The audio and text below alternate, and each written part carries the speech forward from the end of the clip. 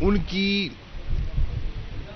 بہتر delivery service میں بہتری کے لیے، گورننس کو بہتر کرنے کے لیے، اور لوگوں کے جو نچلی سطح پر روزمرہ کے مسائل ہیں وہ انتظامیہ کی گوش گزار کرائے جائے اور ان کا حل تلاش کیا جائے۔ تو اس سلسلے میں آج ہمارا پہلا اجلاس تھا، جس میں ہمارے ممبران صوبائی اسمبلی بھی موجود تھے، قومی اسمبلی کے ممبران بھی موجود تھے، اور ہم نے ڈسکشن کی ڈیولپمنٹ کے بارے میں کہ اس وقت جو ہمارے آن گوئنگ منصوبے ہیں ان کی نوعیت کیا ہے، اور آئندہ آنے والے مالی سال میں ضلع ملتان میں جو ایک پیکج دیا گیا ہے اس کو ہم نے اس پر عمل درآمد کیسے کروانا ہے، تاکہ جلد از جلد منصوبوں کا کاسٹ ایسٹیمیٹ لگے، ان کا ایڈمنسٹریٹو اپروول متعلقہ محکمہ دے، ان کے ٹینڈر ہوں، اور وہ پیسہ جو بجٹ میں رکھا گیا ہے اس کی یوٹیلائزیشن جو ہے وہ مؤثر طریقے سے ہو سکے۔ تو پہلا اجلاس تھا، بڑے اچھے ماحول میں ہوا۔ میں پوری ملتان کی انتظامیہ کا میں شکر گزار ہوں، ڈپٹی کمشنر صاحب کا، سی پی او کا، انہوں نے بھی لا اینڈ آرڈر کے بارے میں ایک اپنی بریفنگ دی، اور آئندہ اگلے اجلاس میں جو ہم نے طے کیا ہے وہ ہوگا بروز ہفتہ 26 جون کو اگلی میٹنگ ہوگی، جس میں جو ایجنڈا آئٹمز ہیں ان کا بھی انتخاب کیا گیا ہے جو کہ پبلک نوعیت کے ہیں، اور ان کے لیے ہم بریفنگ لیں گے۔ ایک واسا سے متعلقہ issues, number 2 solid waste management کے جو ایشوز ہیں، شہر کی صفائی ستھرائی، کوڑا کرکٹ کا اٹھنا، اور واسا اور سیوریج کے ایشوز، اور تیسرا جو ہمارے منصوبہ جات چل رہے ہیں ان کی رفتار کیا ہے، ان میں اگر رکاوٹیں ہیں تو کہاں ہیں، اور ان کو دور کرنا ہے تو کیسے کرنا ہے، تاکہ جو فنڈز کی یوٹیلائزیشن ہے وہ بہتر ہو سکے۔ کوآپریشن کے ایشوز، اس پر انشاءاللہ ہم تبادلہ خیال کریں گے۔ جی تحصیل بیچ میں آ گئی، وہ ضلع اور تحصیل کے اندر آ گئی، کیونکہ اب تحصیلوں میں انتظامیہ کو بانٹ دیا گیا ہے۔ تو یہ تھا آج کا خلاصہ۔ دوسرا، وفاقی بجٹ تو آپ کے سامنے آ چکا، الحمدللہ۔ جو فیڈ بیک ہمیں اس وقت تک ملا ہے وہ بہت حوصلہ افزا ہے۔ ہر مکتب فکر نے بجٹ کے بارے میں ایک مثبت اپنا اظہار کیا ہے۔ obviously اپوزیشن جو ہے وہ اپنا نقطہ نظر پیش کرے گی، ہم سنیں گے، بالکل سنیں گے جب ان کی ڈیبیٹ شروع ہوگی۔ لیکن اس بجٹ کی جو وفاقی حکومت کا بجٹ پیش کیا گیا ہے اس میں ہماری حکمت عملی کیا تھی، میں آپ کی خدمت عرض کرنا چاہتا ہوں۔ ہمارا فوکس جو ہے اس مالی سال پر وہ ہے گروتھ پر، اکنامک گروتھ، کیونکہ ہم سمجھتے ہیں کہ اکنامک گروتھ ہوگی تو اس سے 2 ایشوز جو ہیں وہ ایڈریس ہوں گے۔ نمبر 1 غربت، اور نمبر 2 روزگار۔ گروتھ ہی سے دونوں لنکڈ ہیں، اور اب ہم سمجھتے ہیں کہ اللہ کے فضل و کرم سے اس تیسرے بجٹ میں پیش کرنے کے بعد ہمیں یہ محسوس ہو رہا ہے کہ جو سٹیبلائزیشن کی سٹیج تھی، جب ہم آئے تھے تو جتنے میکرو اکنامک انڈیکیٹرز تھے وہ سب درست شکل میں دکھائی نہیں دے رہے تھے۔ اب بتدریج ان میں بہتری آئی ہے اور سٹیبلائزیشن آ چکی ہے، چاہے آپ کا روپیہ ہے، چاہے آپ کی اسٹاک مارکیٹس ہیں، چاہے جو سرمایہ کار ہیں ان کا اعتماد ہے وہ بحال ہوا ہے۔ سٹیبلائزیشن کے بعد ہم نے دیکھا کہ کووڈ کی مشکلات کے باوجود، کووڈ کے چیلنجز کے باوجود ایک ریکوری کا آغاز ہو چکا ہے۔ آپ نے دیکھا کہ ہماری توقع سے بہتر ہمیں اس دفعہ جو اس مالی سال کے اختتام پر ہمارے ایسٹیمیٹ ہے کہ انشاءاللہ ہماری گروتھ ہوگی اور تقریباً 4%، 3.9394 یعنی کہ 4% گروتھ کی ہم توقع کر رہے ہیں، جو کہ پہلے ہم یہ توقع نہیں کر رہے تھے۔ اس کی وجوہات ہیں، اس کی وجوہات یہ ہے کہ ایک، ہماری توقع سے کہیں زیادہ ریمیٹنسز پاکستان آئی ہیں اور یہ ریکارڈ ہوگا اس سال جو تراسیل باہر سے آئی ہیں وہ تقریباً انشاءاللہ 29 ارب ڈالر کو چھوئیں گی، تو یہ پاکستان کی تاریخ میں ہائیسٹ ریمیٹنسز ایور ہوں گی۔ اسی طرح آپ دیکھیں کہ ہماری 4 فصلوں میں اللہ تعالیٰ نے ساتھ دیا، موسموں نے ساتھ دیا اور اس میں ہمیں بہت بڑا بریک تھرو ملا۔ آپ کی گندم کی ریکارڈ پیداوار ہوئی ہے اور پاکستان کی تاریخ میں اتنی بڑی فصل پہلے نہیں ہوئی جو اس سال گندم کی پیداوار ہوئی ہے۔ آپ کی گندم کی پیداوار، آپ کی مکئی کی پیداوار، آپ کی گنے کی پیداوار اور آپ کی چاول کی پیداوار، یہ 4 فصلوں میں ہمیں بے پناہ کامیابی ہوئی ہے۔ ایک فصل میں ہمیں دقت آئی اور ہم اپنے ایسٹیمیٹس کو نہیں چھو سکے اور وہ ہے کپاس، اور اس کی وجوہات ہیں اور بنیادی وجہ اس کی جو ہے وہ سیڈ، معیاری سیڈ نہ ہونا اور اس میں ریسرچ کا فقدان جو ہے اس کا سامنا کرنا پڑا اور وہ ہمیں ایک ڈیفیکلٹی آئی ہے جس کو ہم انشاءاللہ دور کرنے کی کوشش کر رہے ہیں اور یہاں ہم چائنا سے ہیلپ لے رہے ہیں تاکہ ان کے جو زرعی ماہرین ہیں اور ان کی جو ریسرچ ہے اس ریسرچ سے ہم مستفید ہو کر اپنی یہ جو ساؤتھ پنجاب کی کاٹن کی پروڈکشن جو متاثر ہوئی ہے اس پر بھی ہم اپنا غلبہ پا سکے اور اس کو دور کر سکے۔ تو ہمارا اس بجٹ کا جو فلسفہ تھا وہ ایک تھا گروتھ، جس کے لیے ہم نے ایک حکمت عملی وضع کی ہے، انڈسٹریل سیکٹر کے لیے بھی کی ہے اور رعایت دی ہے، مراعات دی ہیں، اور ایگریکلچر سیکٹر کے لیے بھی کی ہے، مراعات دی ہیں۔ آپ نے دیکھا کہ چھوٹے کاشتکار کے لیے جو تقریباً 90 سے 92%، 93% ہے، جو 12.5 ایکڑ اور 12.5 ایکڑ سے کم زمین کا مالک ہے، اس کے لیے جو ایک بہت بڑا ایک انقلابی قدم اٹھایا گیا ہے وہ ہے بلا سود قرضوں کا اجرا۔ ربی کی فصل میں اور خریف کی فصل میں اس کو بلا سود قرضہ دیا جائے گا، جس سے کہ وہ اپنی انپٹس حاصل کر سکے گا، بر وقت انپٹس دے سکے گا اور ملک کی زرعی پروڈکٹیوٹی بڑھا سکے گا۔ جب پروڈکٹیوٹی بڑھتی ہے تو آپ کے پاس ایکسپورٹیبل سرپلس ہوگا اور ہماری گروتھ کو سسٹین کرنا ہے ان دا لانگ رن، وہ پروڈکٹیوٹی نے کرنا ہے اور گروتھ نے کرنا ہے۔ اسی طرح ہم نے انڈسٹریل سیکٹر کے لیے، اور یہ بھی آپ کو خوشی ہوگی جان کر کہ وہ ایگریکلچر سیکٹر جو پچھلے سال منفی تھا اس سال وہ پازیٹیو گروتھ پہ آ گیا ہے۔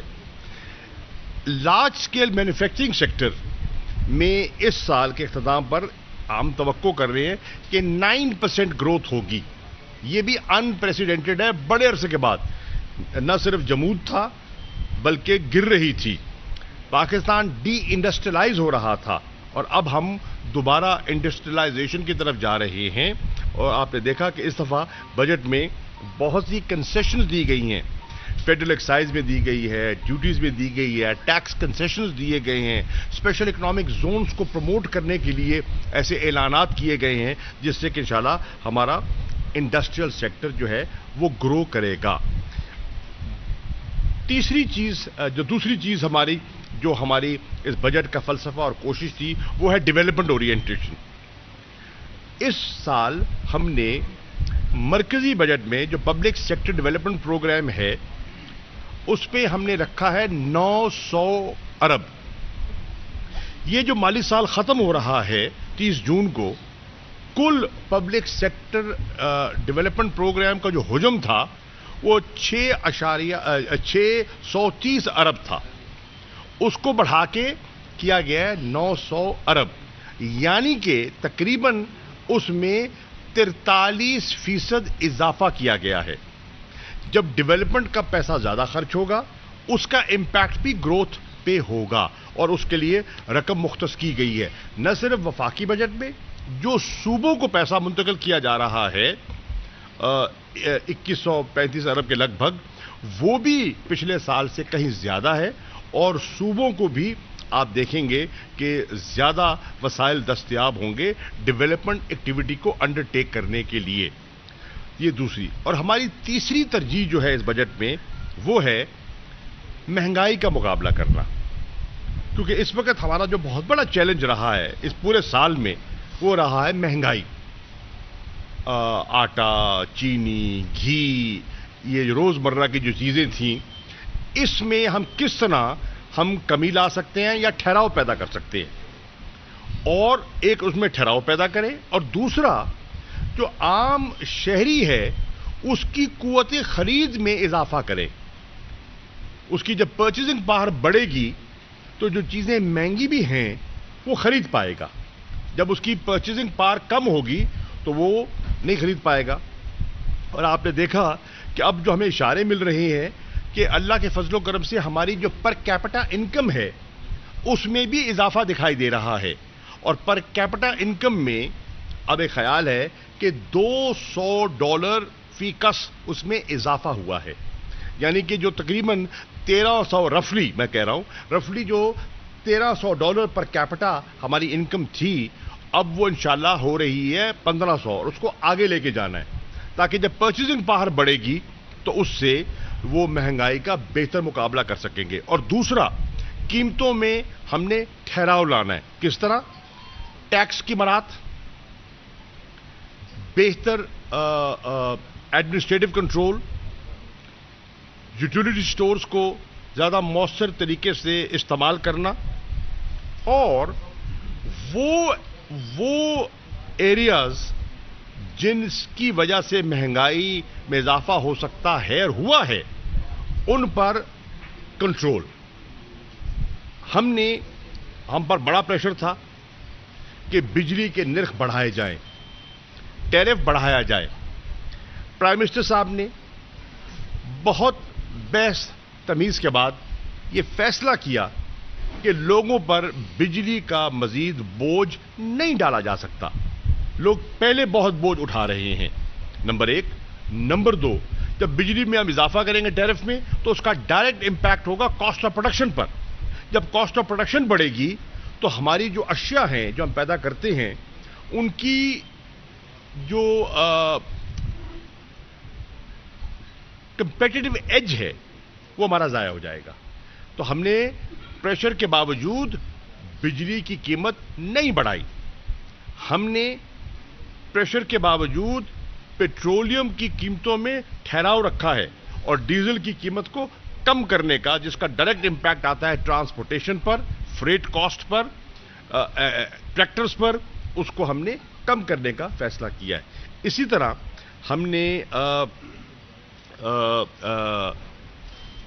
ٹیکسز، انکم ٹیکس کی شرح میں اضافہ نہیں کیا، تاکہ سیلز ٹیکس کی شرح میں اضافہ نہیں کیا بلکہ کمی کی ہے، اور اس لیے کہ یہ وہ چیزیں ہیں جن کا ڈائریکٹ امپیکٹ ہوتا ہے مہنگائی پر۔ اور دوسری جو اللہ کا کرم ہوا ہے، جو روپیہ ہمارا دن بدن گر رہا تھا اور ڈالر چڑھ رہا تھا، اس میں نہ صرف ٹھہراؤ آیا ہے، اس میں بہتری آئی ہے، روپی نے باؤنس بیک کیا ہے، تو اس کا بھی ہم توقع کرتے ہیں کہ مہنگائی کو کنٹرول کرنے میں قدرے ہماری مدد ہوگی۔ تو یہ تین جو ہماری پلرز ہیں، growth, development and containment of inflation, جس کو افراط زر کہتے ہیں اردو میں، یہ ہماری بجٹ کی حکمت عملی رہی ہے، اور امید ہے کہ اس حکمت عملی کو بروئے کار لاتے ہوئے اگلے مالی سال میں ہمارا ٹارگٹ ہے کہ ہم 4.8% گروتھ فگر حاصل کریں گے، تقریباً انشاءاللہ 5 کے قریب ہم پہنچنے کی کوشش کریں گے، اور اس سے اگلے سال اس میں مزید بہتری ہم لانے کا ارادہ رکھتے ہیں۔ میں عرض کر رہا تھا ہماری جو ترجیحات ہیں اس میں ہم نے ترجیح دی ہے ट्रांसपोर्ट एंड कम्युनिकेशन सेक्टर को, और उसमें हमने जो अपना रोड इंफ्रास्ट्रक्चर है उसमें मजीद बेहतरी हम ला रहे हैं। सड़कें नई भी आ रही हैं, जो एग्जिस्टिंग हैं उनकी मरम्मत के लिए प्लानिंग हो रही है, और 3-4 मैं मोटे मोटे मंसूबों का जिक्र कर देना चाहता हूं जिसका इम्पैक्ट होगा। एक, हमारी जो आपने देखा कि मुल्तान था सक्खर तो बन गई, हैदराबाद कराची था हैदराबाद बनी हुई थी, बीच में हमारा पेशावर को कराची से मोटरवे कनेक्ट करने में एक जो बीच में टुकड़ा गैप था वो था हमारा सक्खर था हैदराबाद। इस बजट में हमने सक्खर था हैदराबाद के लिए रकम मुख्तस की है, और इंशाल्लाह जब ये टुकड़ा मुकम्मल हो जाएगा तो फिर कराची से लेके पेशावर तक पूरा मुल्क जो है वो मोटरवे से कनेक्ट हो जाएगा।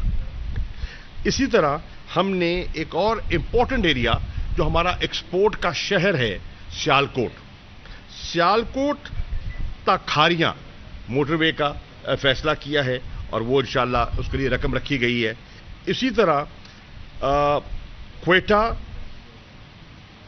चमन कराची हाईवे उसके लिए रकम मख्तस की गई है। फिर बहुत पिछले दिनों में कहा गया वो जी सिंध को सरफ नज़र किया गया, हरगिज नहीं। कराची सिंध का दारुल खिलाफा है और कराची के लिए एक खतीर पैकेज भी दिया गया है, और इसमें कराची की सर्कुलर रेलवे के लिए एक रकम मुख्तस की गई है, और इंशाल्लाह उसको आगे बढ़ाने का इरादा है। इसी तरह जो हमारा केपीटी है कराची पोर्ट ट्रस्ट, उसके लिए फ्रेट कॉरिडोर, ताकि जो बहरी जहाज आते हैं, सामान बाहर से आता है, उसकी आसानी से अप कंट्री उसको भेजने के लिए जो दिक्कतें थी, तो वो फ्रेट कॉरिडोर जो है उसको बनाने का प्रोग्राम है। फिर ML1 रेलवे जो मंसूबा है वो चीन के साथ उसकी गुफ्तशुनीद हो चुकी है, उसके साथ नेगोशिएशन आगे चल रही हैं, और उम्मीद है कि इंशाल्लाह इन फेजेस हम इसको भी आगे लेकर चलेंगे। तो ये मैं अर्ज कर रहा था, एक हमारी है अपना तरजीह ट्रांसपोर्ट और कम्युनिकेशन, और इसके लिए हमने 244 अरब रुपया मुख्तस किया है। दूसरी हमारी तरजीह है एनर्जी। एनर्जी पे हमने 118 अरब रुपया उसको हम मुख्तस कर रहे हैं, और एनर्जी पे भी हमारा जो फोकस है वो है रिन्यूएबल एनर्जी पे, जिसको ग्रीन एनर्जी कहते हैं। अल्लाह ने आपको पानी दिया है जो हम ज़ाया कर रहे थे, तो अब हम पन बिजली और सोलर का सहारा ज़्यादा लेना चाहते हैं, ताकि बिजली जो बहुत महंगी है उसको हम कंट्रोल कर सके। माजी के जो मुआहदे हैं उनको तो हम ख़त्म नहीं कर सकते, उन पर हम नज़रसानी तो नहीं कर सकते, लेकिन हम आइंदा के जो मंसूबे हैं उसके लिए चाह रहे हैं कि वो बेहतरी है।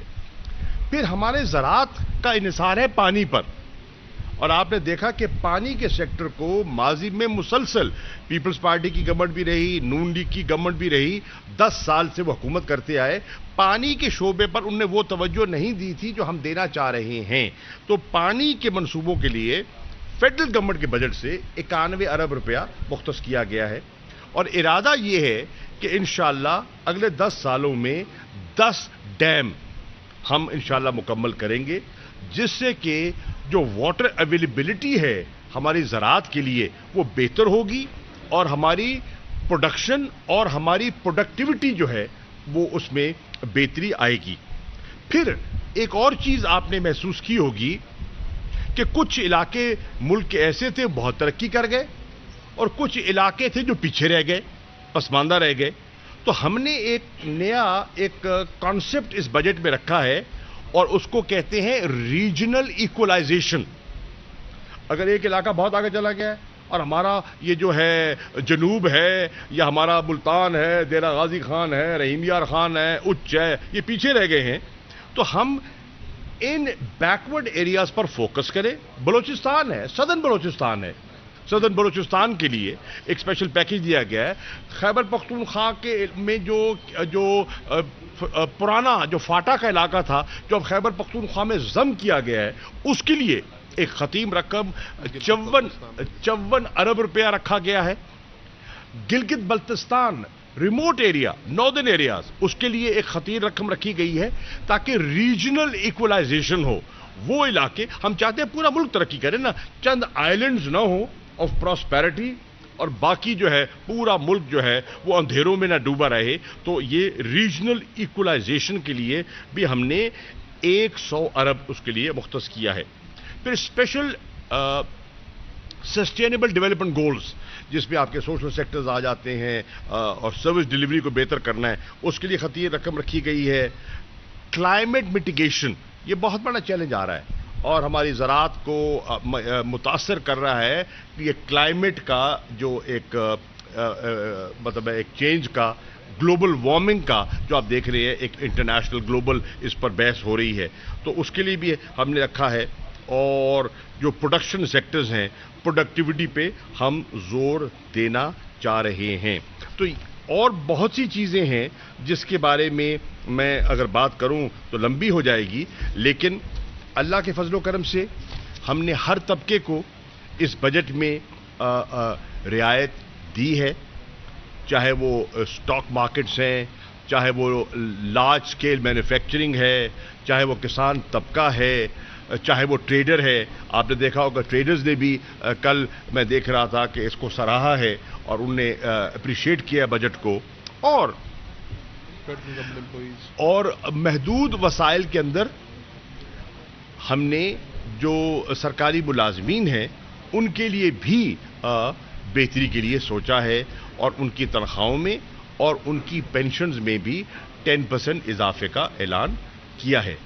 तो ऑन द होल मैं समझता हूं कि ये बजट अप्रिशिएट किया जा रहा है और उम्मीद की जाती है कि इंशाल्लाह मंडे के दिन यानी कि परसों जो हमारा पंजाब का बजट आएगा, जो हमारा खैबर पख्तूनख्वा का बजट आएगा और जो हमारा हलीफ दोस्त हैं बलूचिस्तान के उनका आएगा, वो भी इसी फलसफे को सामने रखते हुए अपने जो महकमे हैं, जो प्रोविंशियल सब्जेक्ट्स हैं, जो 18वीं तरमीम के बाद टोटली सूबों के कंट्रोल में आते हैं, डिवॉल्व हो चुके हैं, तो उस पे भी अपनी तरजीहात का वो जिक्र करेंगे।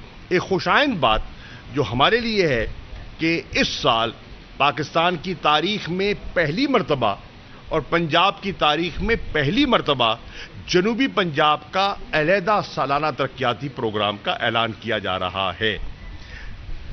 और सालाना तरक्याती प्रोग्राम की 2 कापियां छपेंगी, एक जनूबी पंजाब के लिए, एक शुमाली पंजाब के लिए।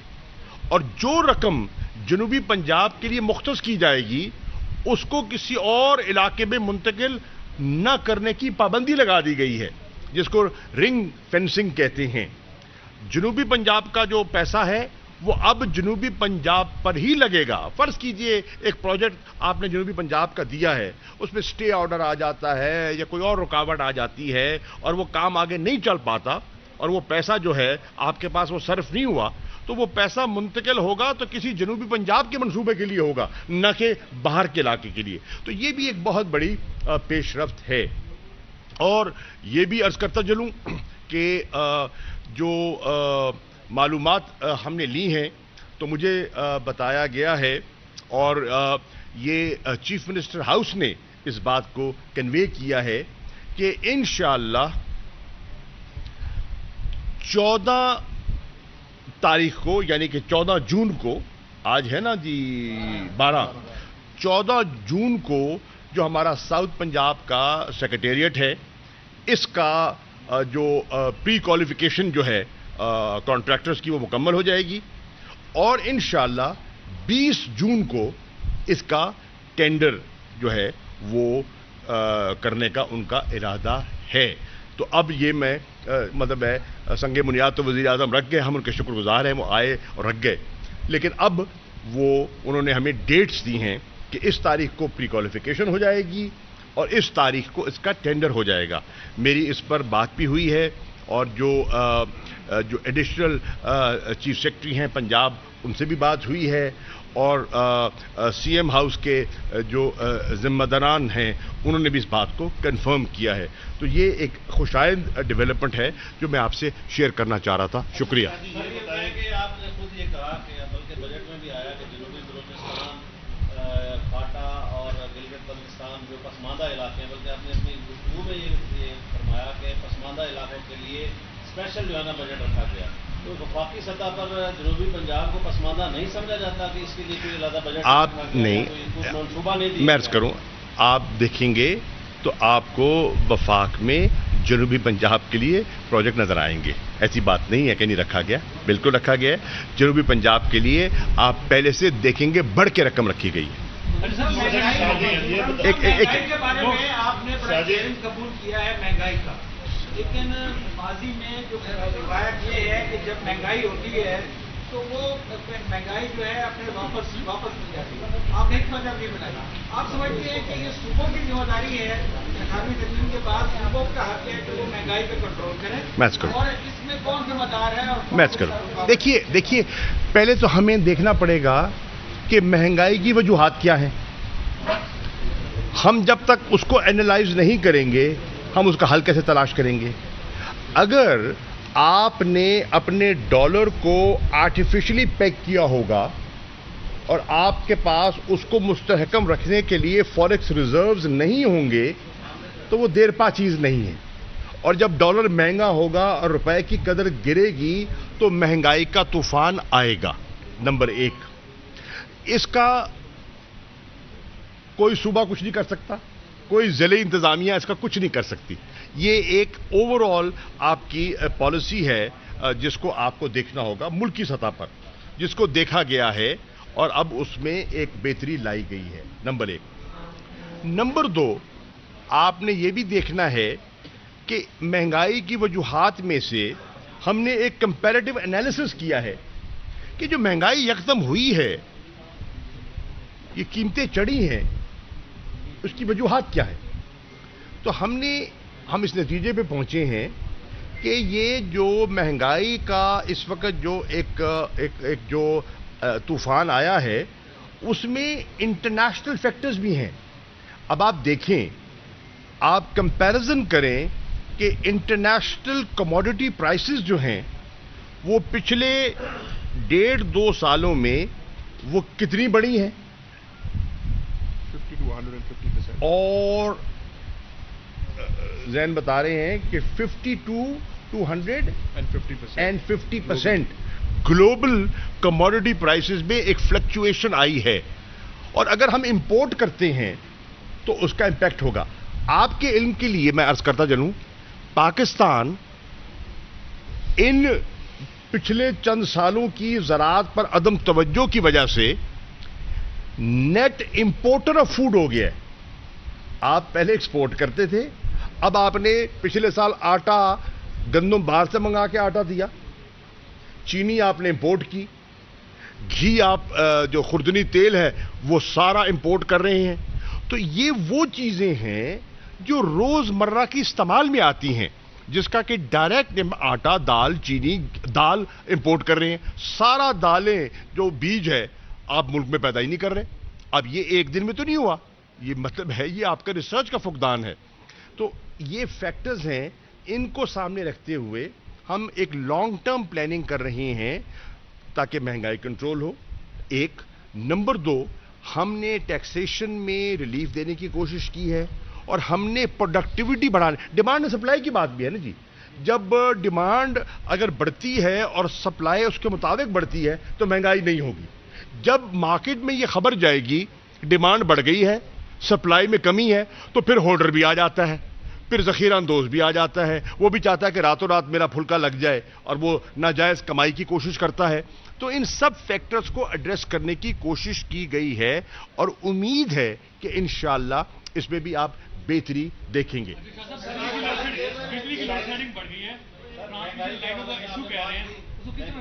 جی سر.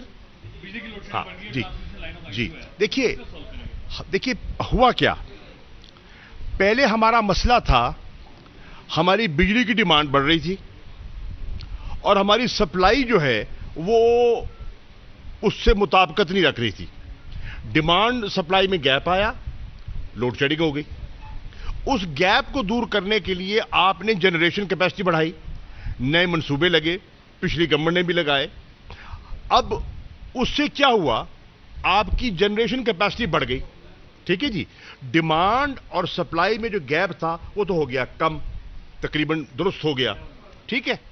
लेकिन जो एडिशनल जनरेशन आपने पैदा की, बिजली तो पैदा कर लिया आपने, अब उस बिजली को सप्लाई करने के लिए आपको जो आपका जो ट्रांसमिशन सिस्टम है, इंफ्रास्ट्रक्चर जो है, उस पे इन्वेस्टमेंट दरकार थी, वो नहीं हुई थी। अब इस वक्त जो हम कॉन्सेंट्रेट कर रहे हैं कि वो जो ट्रांसमिट होनी है, जो जनरेट हो गई और जो ट्रांसमिट होनी है, जिसके जरिए बिजली आपके ट्रांसफार्मर तक और आपके घर तक पहुंचेगी, उस गैप को मीट किया जाए, उस आउट ऑफ डेट इंफ्रास्ट्रक्चर को इंप्रूव किया जाए, ताकि वहां एक्चुअल सप्लाई बेहतर हो और ये लोड शेडिंग कम हो। उम्मीद है कि इंशाल्लाह इसमें भी आप बेहतरी देखेंगे। और जो इसी में ऐड करते हुए जो 118 अरब रुपए एनर्जी का रखा है, उसका बेशतर हिस्सा जो है एनटीडीसी में जा रहा है इंफ्रास्ट्रक्चर डेवलपमेंट के लिए। बारी बारी कर लें। आपने कर लिया दूसरे।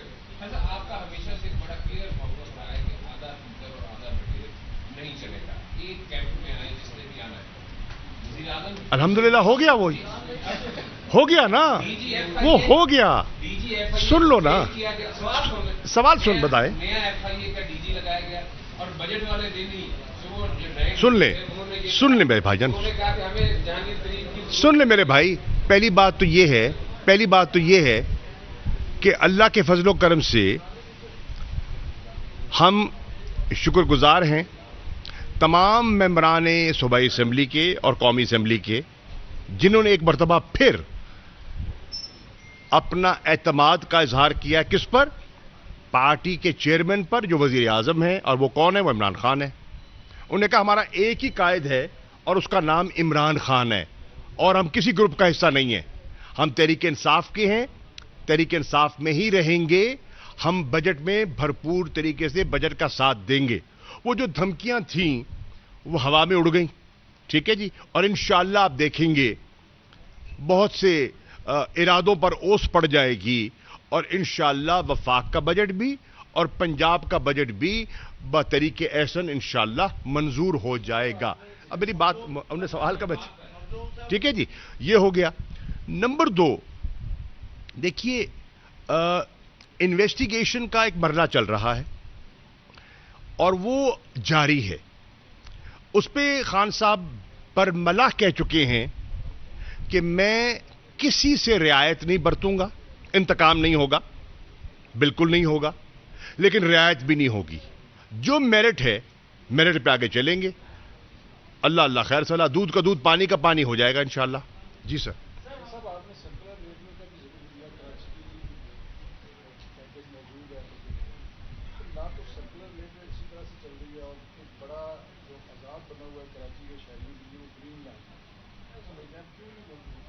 देखिए गुजारिश ये है आप ये देखें कि जहां ग्रीन लाइन बननी थी,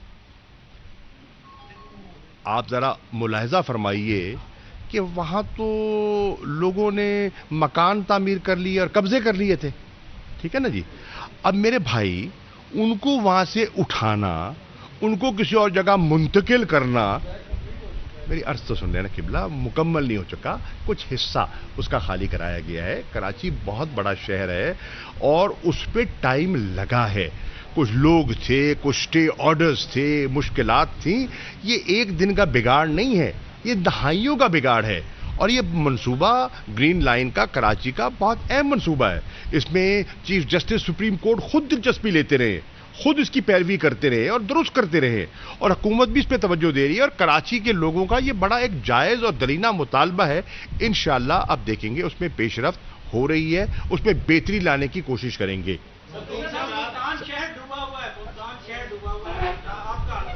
जी बिल्कुल आपने सही कहा, बिल्कुल सही कहा जी, बिल्कुल आपने सही निशानदेही की। और आज की मीटिंग में इस पर पूरी बहस हुई है اور تبادلہ خیال ہوا ہے.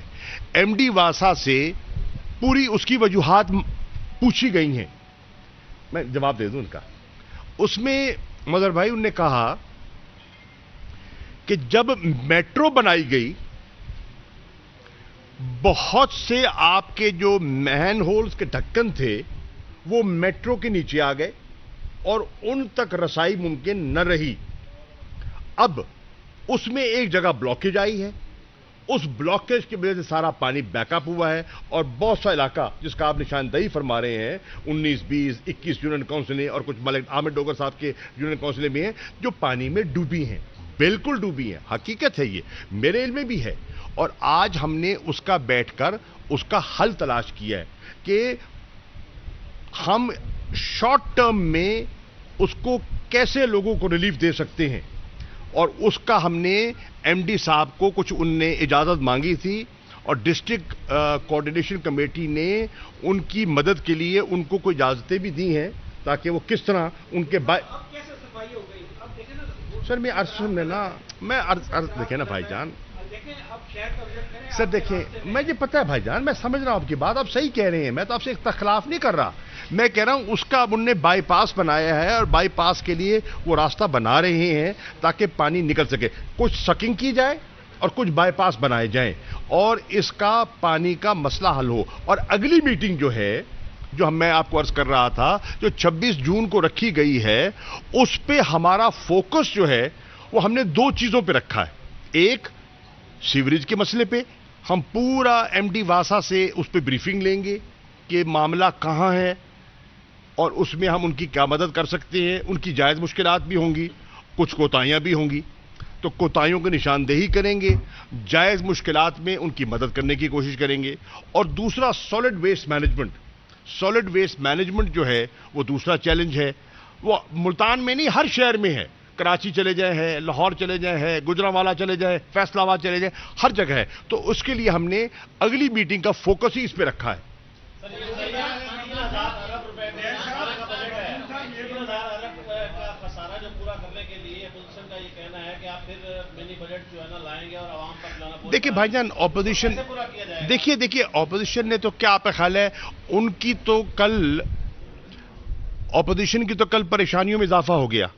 سچی بات ہے کل وہ بہت متفکر تھے کہ تنقید کریں تو کہاں کریں, ان کو تنقید کا موقع نہیں مل رہا تھا. اب انہیں یہ پہلو ڈھونڈا تو اس کا ہم نے عرض کیا ہے کہ میرے بھائی ہم نے اپنی ریونیو کلیکشن میں اضافہ کرنا ہے. کس طرح؟ اور بائی دی وے یہ بھی میں آپ کو بتا دوں, آپ دیکھیں کہ جو اس سال ہماری ریونیو ایف بی آر کی ریونیو کلیکشن ہوئی ہے ماضی کے کسی سال سے اس کا موازنہ کر لیں, ریکارڈ کلیکشن ہوئی ہے, ریکارڈ 4.7 ٹریلین یعنی کہ 4,700 ارب ایف بی آر نے ریونیو کلیکٹ کیا ہے. یہ آج تک کبھی نہیں ہوا, یہ ریکارڈ ہے. اب اس کو ہم نے آگے کیسے بڑھانا ہے؟ ہم نے ٹیکس نہیں بڑھائے, اب بڑھے گا کیسے؟ ریونیو کلیکشن کو ہم نے بہتری کرنی ہے. کس طرح؟ ٹیکسیشن بیس کو براڈن کرنے کے لیے, جس پہ ٹیکس لگا ہوا ہے اس پہ مزید بوجھ ڈالے بغیر بیس کو بڑھانے کے لیے. بیس کو بڑھانے کے لیے ہم کیا کریں گے؟ ٹیکنالوجی کا سہارا لینے کے لیے.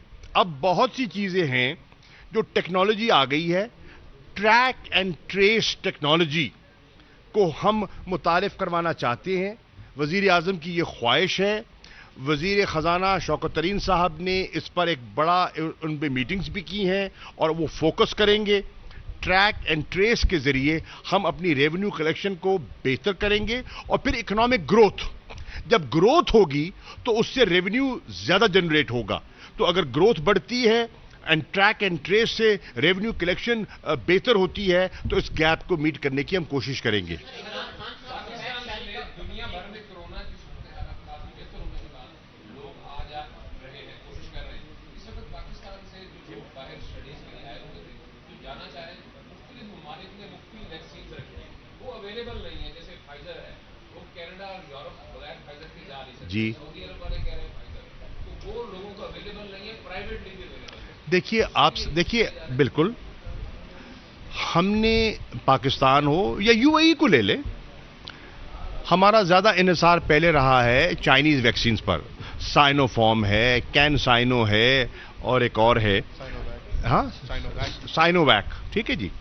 اب اس ویکسین پر ہم توجہ دے رہے ہیں, لیکن ایسے ممالک جو ترجیح دے رہے ہیں فائزر کو اور ویکسینز کو, سپوٹنک ہے اور ہیں, تو ان کا بھی ہم جو کمرشل خریداری کر رہے ہیں, اور اس بجٹ میں خطیر رقم ویکسین کی خریداری کے لیے بھی رکھی گئی ہے. $1.1 بلین, روپیہ نہیں ڈالر, صرف ویکسین کی خریداری کے لیے رکھا گیا ہے تاکہ ہم زیادہ سے زیادہ اپنی پاپولیشن کو انوکولیٹ کر سکیں اور اس بلا سے محفوظ کر سکیں. تو ہم اور جو ویکسین جو دستیاب نہیں ہیں ان کو بھی لا رہے ہیں تاکہ وہ اویلیبل ہو سکے. ان کے بات کر لیں, ان کے بعد جی.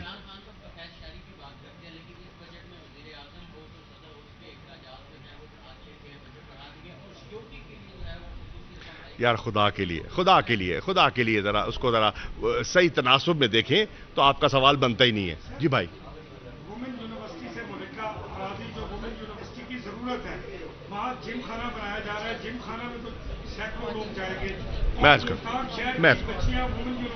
سن لیجیے, وومن یونیورسٹی کی زمین جم خانہ کو نہیں دی. عرض سن لینا میرے بھائی, میں عرض کر رہا ہوں, ویمن یونیورسٹی بالکل اس کی اہمیت سے انکار کوئی نہیں کر سکتا.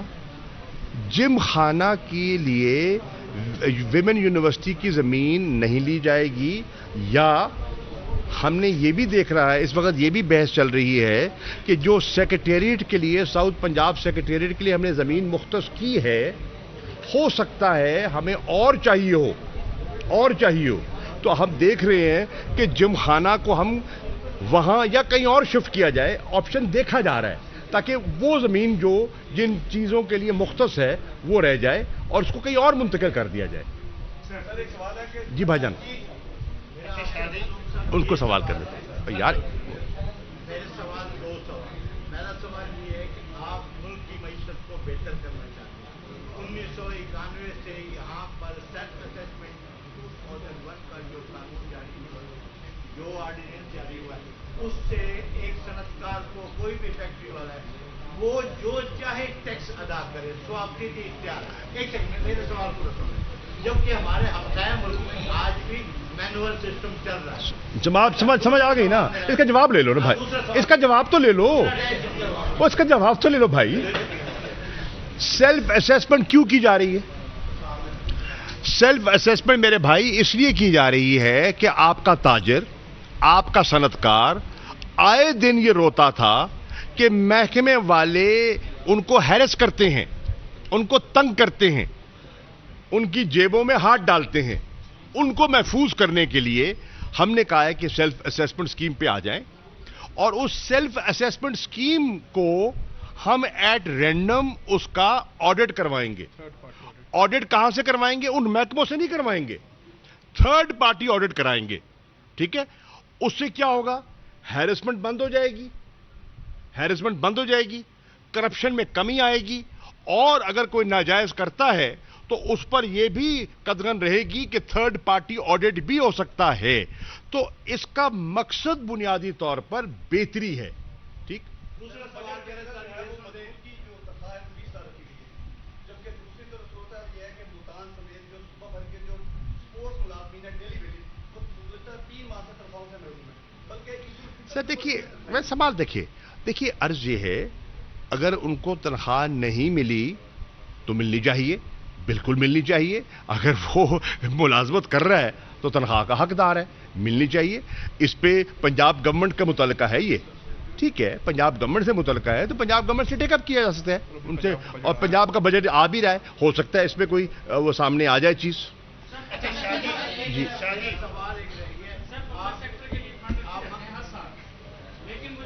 چلے, کس کے لیے؟ جی بھائی جان, یہ بڑا اچھا سوال ہے. سن لینا, آپ نے بڑا پتے کا سوال کیا. آج کی میٹنگ میں آپ اگر جتنے افسران آئے تھے ان سے پوچھے तो हमारा ये मलिक साहब बैठे हैं, इन्होंने ये सवाल उठाया, मलिक वासिफ रां साहब ने ये सवाल उठाया और जायज उठाया कि जनाब जो हमने मंसूबे दिए हैं, हम फंड दे चुके हैं अपने हलके की, इन्होंने कई स्कीमों का जिक्र किया, ये फलां फलां फलां स्कीम है मैंने दी हुई है, ठेका हो गया है, बुलडोजर पहुंच गया है, मुझे दिखाएं कार्रवाई क्या हुई है। कार्रवाई नहीं थी। तो हमने आज उनसे यही कहा है महकमों से कि बराए मेहरबानी हम बाकायदा अपनी डिस्ट्रिक्ट कोऑर्डिनेशन कमेटी में इन मंसूबों को मॉनिटर करेंगे। वज़ीर ख़ारिजा शाह महमूद कुरैशी मुल्तान में मीडिया से गुफ्तगू कर रहे हैं।